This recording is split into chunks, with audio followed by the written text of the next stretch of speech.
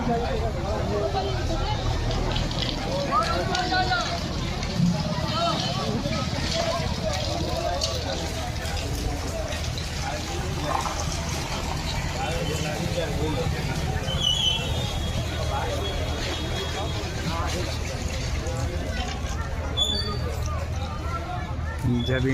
पात में तो यहाँ से तब हो लाठी चार्ज अपन शांति है।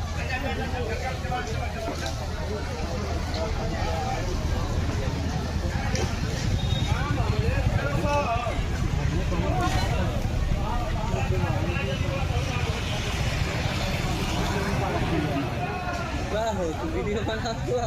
हाँ